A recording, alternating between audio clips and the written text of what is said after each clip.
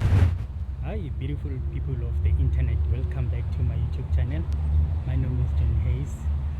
Today I'm coming to you live here at the city center of Pretoria.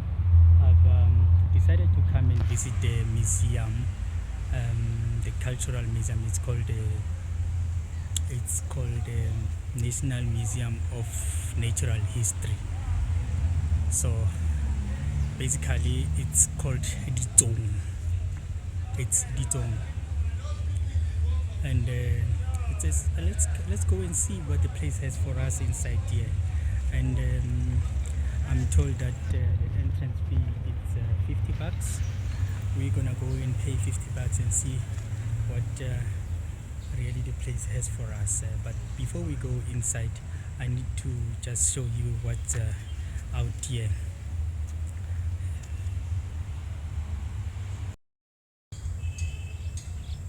So this is what the place looks like outside. You shouldn't be getting lost when you want to find out where is this place here.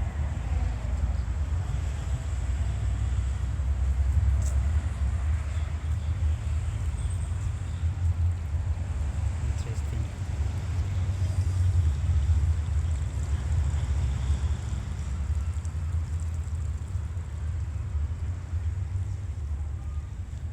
So let's go in and see what the place has for us. These are the gemstones.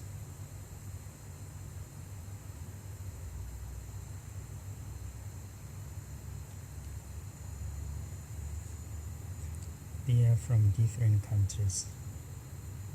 I see ones from the diamond. These are not the real ones. The diamond is from India. Beryl is from Mozambique. The tag is from Nevada in USA. Wow, and these ones are the crystals.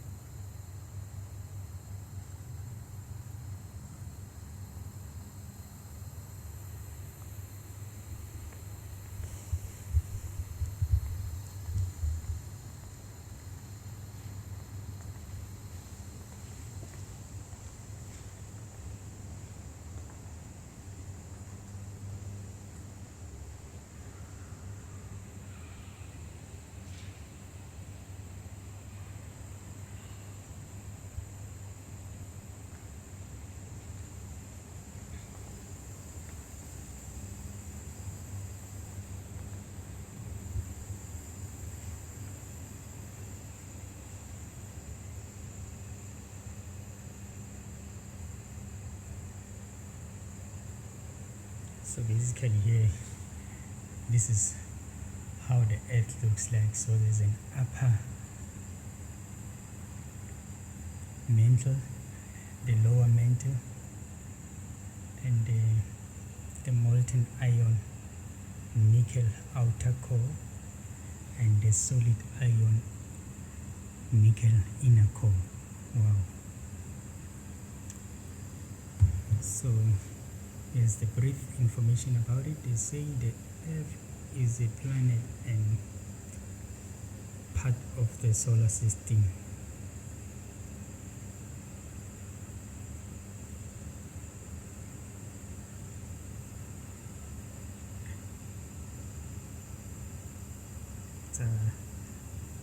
Then that solar system, mini plates, dust and gas formed the Earth about that's a long time ago.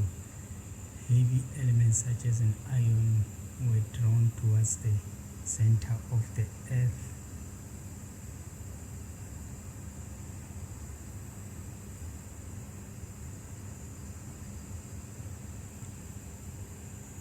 Inside the Earth there is a movement and change.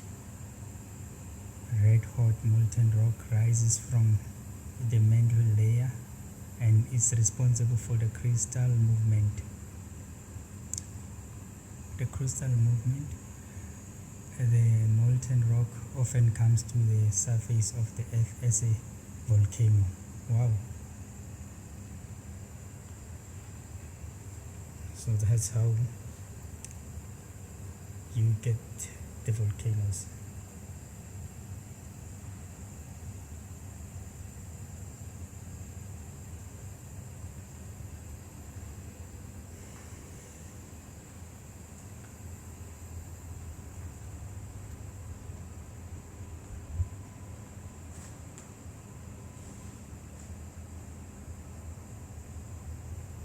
These are some of the natural disasters happen on Earth. It's the volcano. This was in Hawaii.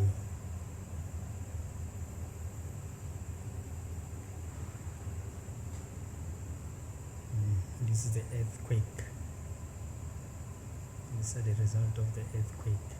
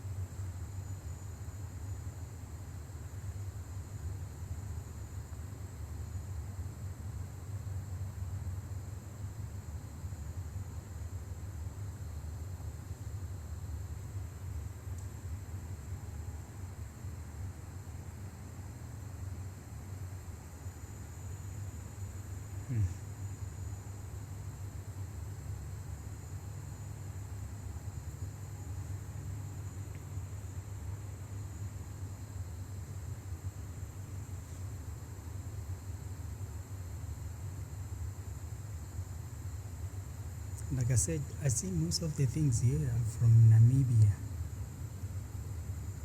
And these precious stones over here.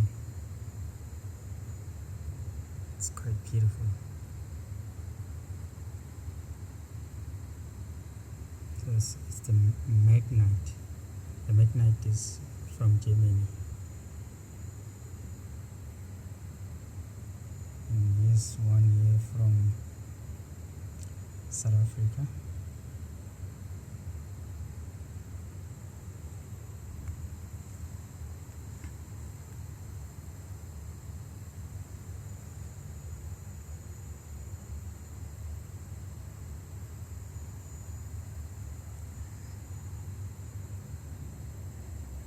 The calcite is from the USA. And here's the one that is very intriguing. From the Northern Cape in South Africa, and this one is from Zaire, now Congo.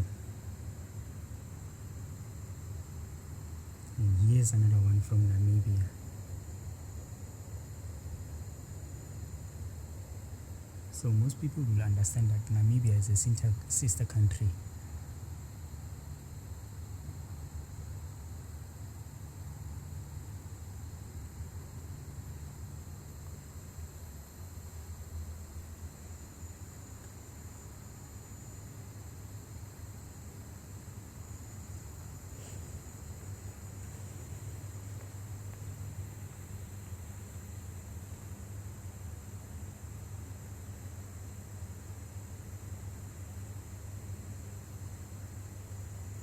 This is the local one, the Dolomites from the Pretoria West.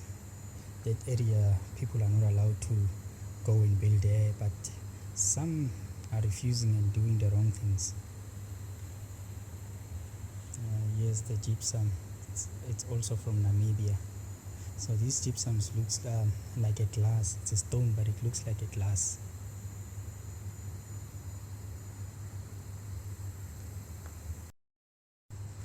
So what is happening here actually is the pieces from other planets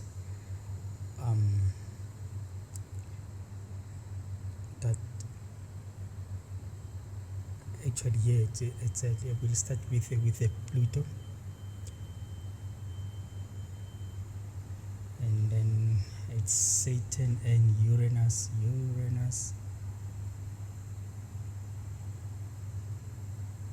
Saturn,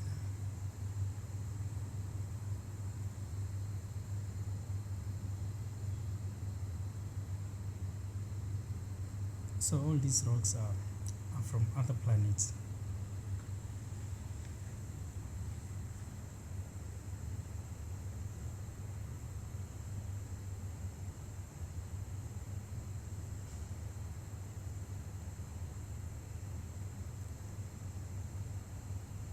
So here, what they say here is this meteoric stone is called Munalusta Norrbotten. It was found in Sweden in 1906. So basically, the meteoric stones are like steel. Then here it's the samples from Venus and Mercury. It looks like Namibia is featured a lot on these science museum here. It looks like most natural things took place there. Perhaps no wonder there's a desert there, and perhaps maybe that's the reason why even Egypt is like that. So there has to be a connection between Namibia and Egypt.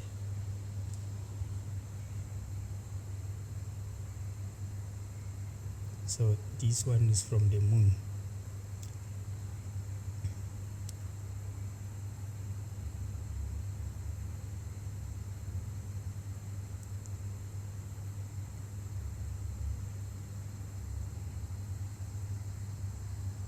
That's how the moon looks like.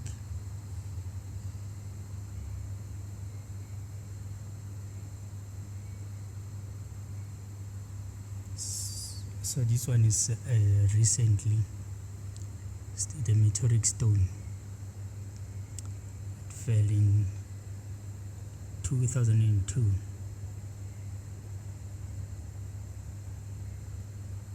And it's called, I don't know whether it's Thuate or Tuate.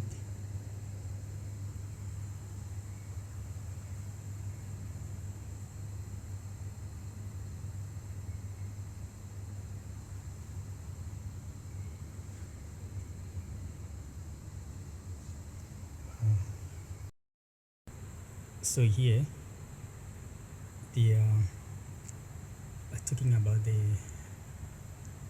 the cultural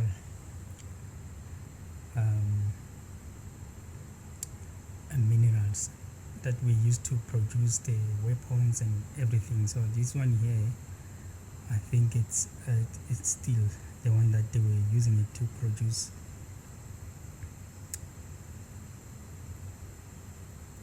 the traditional weapons. So what they say there, it's South African minerals and people, tools and artifacts have long been treasured for their beauty and usefulness. People have been using minerals for over 1 million years to make agricultural and household tools. For example, here are the things that they are talking about.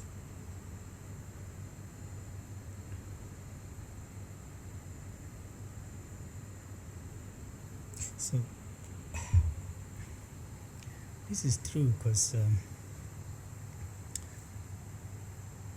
mining has been happening way before diamond and gold was found here in the Gauteng province.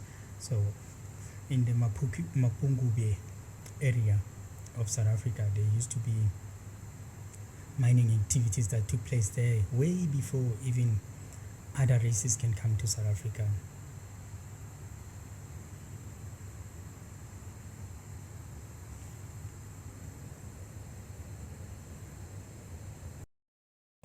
It's quite interesting. So let's go and see other things. We've been into the science museum, now we're going to the other things, and let's see what else can be found here.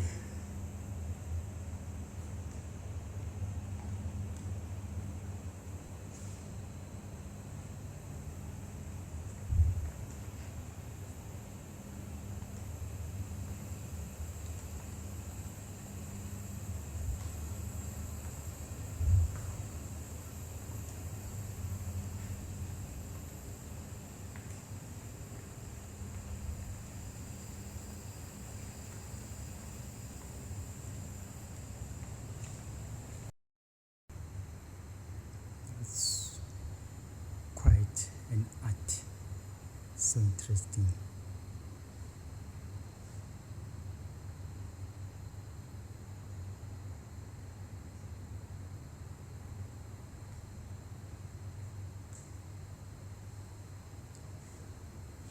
Those are the examples of the atmosphere, other planet.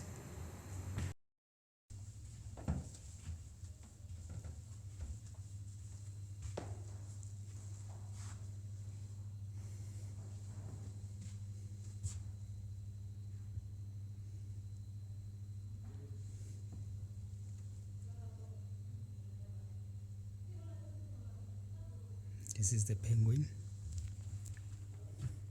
Penguin are also found in South Africa, in Cape Town and Namibia.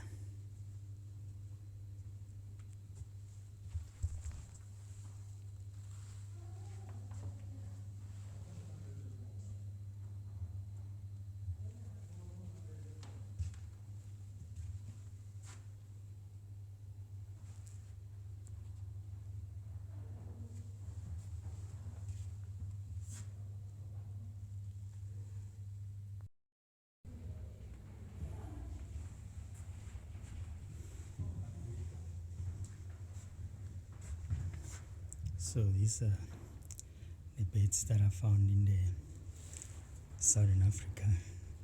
So the park that I was talking about, where you can go and watch the blue crane bed, it's named Austin Robert. It's in the Brooklyn area. So let's see here what they say about Austin Robert. He was basically born here in Pretoria in 1883, and as a boy already showed a keen interest in natural history. He was employed in government service until September 1910, when he joined the staff of the Transvaal Museum. He died in a motor accident in Bondoland on May. That will be the Eastern Cape in the modern day. And during May 1948. So during his 38-year-long association with the Transvaal Museum, he built up the very large bird and mammal study collection. He published in 120 scientific papers and articles, including the well-known book The Bird of South Africa. In the recognition of his contribution to science, he was awarded an honorary TSc by the University of Pretoria in 1936.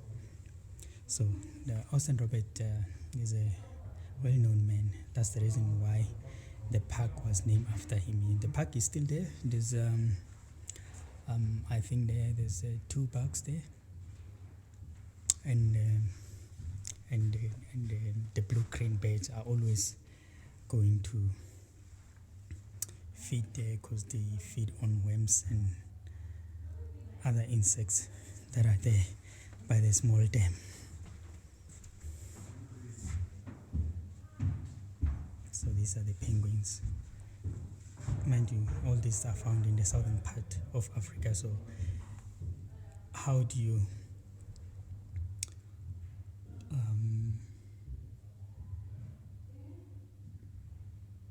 in the southern part of Africa? So it's in Namibia and South Africa where you can only find these penguins.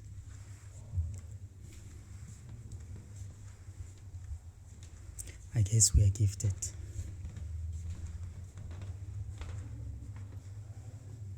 See?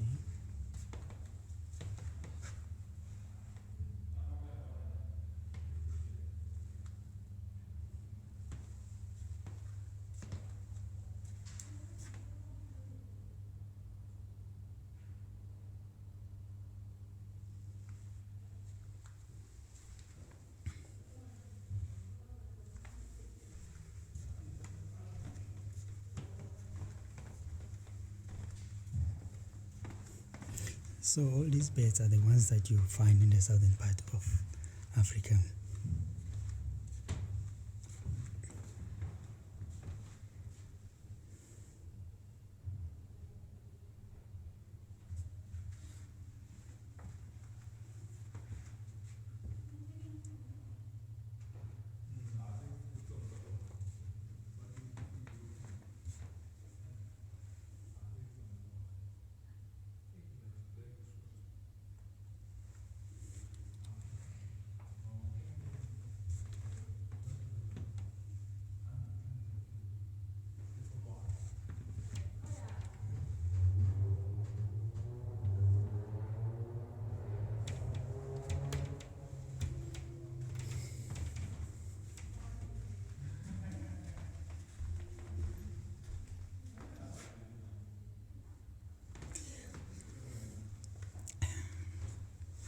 So I see here they also show you the samples of the eggs that are laid by this bird here.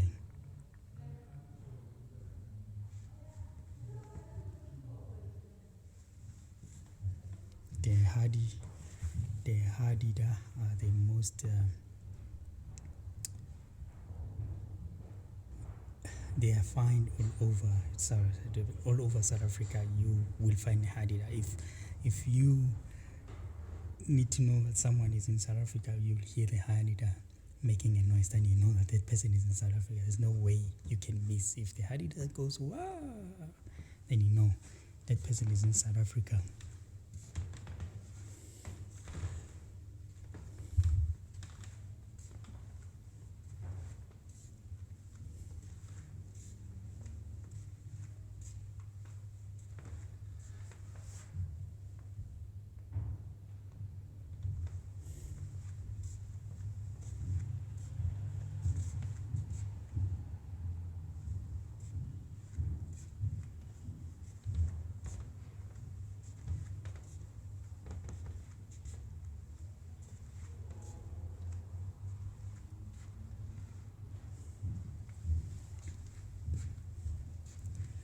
So this bird is called a white-backed vulture. So the white-backed vulture, this is how it builds its nest, but it's normally on the banks of the river, like the tree that grows inside the river, or the one that is hanging, that has the branches that are hanging on the river, you will mostly find it there. That's how they build their nest, and that's where they build their nest. So both these birds, they have the same character. So they build there, and as black people, we used to believe that it brings the rain. Once you damage the nest, then it will rain. So that's not me. That's how things we were told when we were told, and not to disturb this kind of a bird when we were growing up.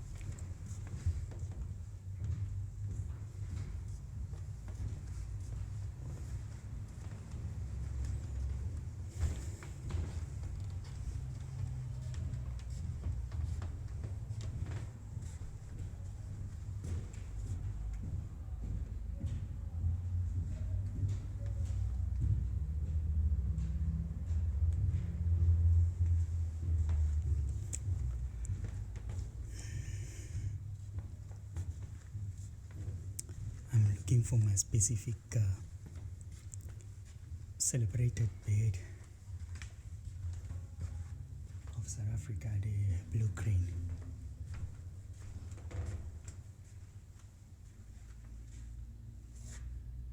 The waterline. Yes, our celebrated bird, the blue crane.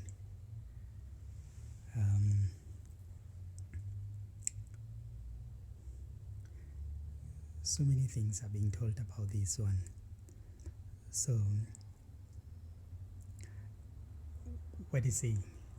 The blue crane brings luck, or warns you when a danger is about to happen, and the feathers of these cranes are mostly found. Are mostly used for decorations when people are having, like in the olden days when people were decorating their headband, especially in the Bantu group. We used to even today we're still using the feathers to decorate our traditional attires. So these type of birds are the ones that their feathers are being used a lot, and the ostrich and the peacock, the colorful ones. But mostly you find the cranes, the feathers from the cranes, that are the ones that are being used a lot. So the blue crane, it's called Mogolodi.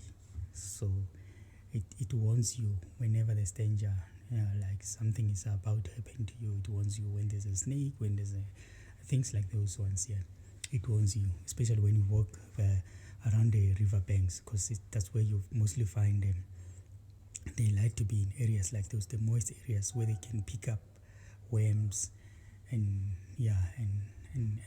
other insects, even including small frogs.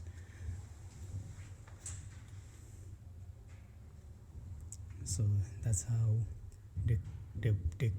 these type of birds are being celebrated and associated with the Bantu people because of the feathers. And as you can see, this one here, when you check the Zulu kings, they normally wear it like this. They wear feathers like this bird here.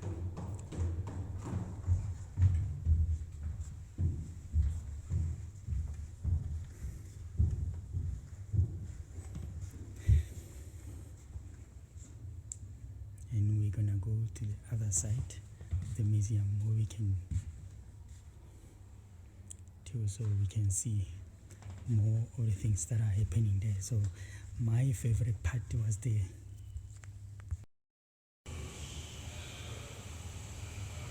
Well, now we've reached the end of the video. So I would like to say to you, if you are South African and you have means and ways of getting here, you should be coming and see what is really going on in here. I've just got some of the things that you can come and see in here, but I think this will open your eyes, and one day you can spend some time to come and see what is really happening inside here. So for those who are not South Africans and coming to visit us here, don't be shy of coming here and see what the place has for you. As you have seen all throughout the video, what I've demonstrated to you, I think sending people to come and do things for you has never been a good idea. But if you come yourself, it will make it will give you a great understanding of what transpired before we before our time. And the thing that really was intriguing for me here, it was on the bird section and the science and on the science section. So the science section is to really to show you the different types of things. Like some of us went to school, but we could only see the things on being going to the rural schools. You can only see those things on textbooks. You can never see them, and they can never be demonstrated to you the way it's supposed to be done. So I think it would be wise for anyone to come and visit the place and see what the place really has for you. And don't take my word for it. Just come and see what is really going on. Yes, you can see here on this side here, I'm on the side of where the bones, and for the people that it's not that intriguing to me. But what was really intrigued me was the science and the side of the bed. That's where I was really like interested the most, and to know really what is this thing called Earth, and the things that and the other things on the atmosphere. And yeah, before we close this video, I would like to urge you to not to ever forget to subscribe, share, and hit that the notification button, so whenever or every time when I release a video, you can be able to see, and it can tell you that there's a new video from me. So ciao ciao, see you on the next video.